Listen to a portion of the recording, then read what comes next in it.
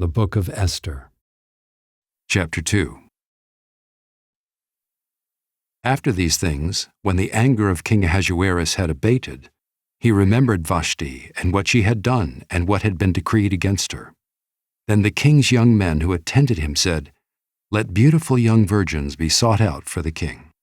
And let the king appoint officers in all the provinces of his kingdom to gather all the beautiful young virgins to the harem in Susa the citadel, under custody of Hegai, the king's eunuch, who was in charge of the women. Let their cosmetics be given them, and let the young woman who pleases the king be queen instead of Vashti." This pleased the king, and he did so. Now there was a Jew in Susa the citadel whose name was Mordecai, the son of Jair, son of Shimei, son of Kish, a Benjaminite, who had been carried away from Jerusalem among the captives carried away with Jeconiah king of Judah, whom Nebuchadnezzar king of Babylon had carried away.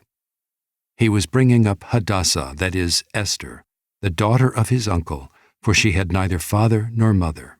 The young woman had a beautiful figure and was lovely to look at, and when her father and her mother died, Mordecai took her as his own daughter.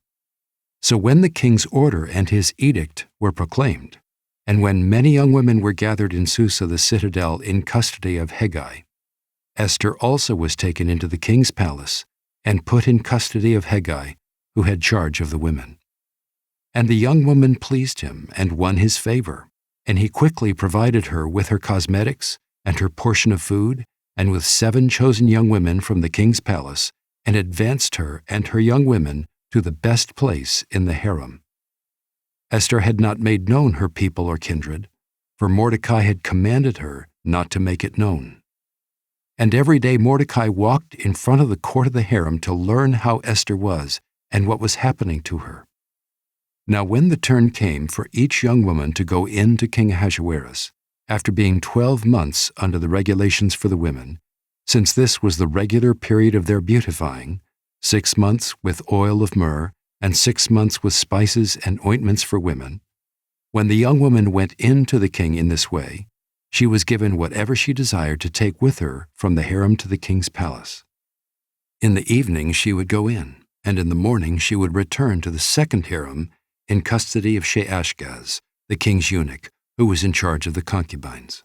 She would not go in to the king again unless the king delighted in her, and she was summoned by name.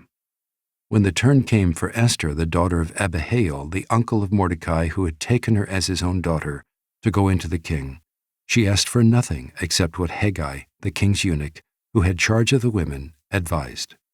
Now Esther was winning favor in the eyes of all who saw her.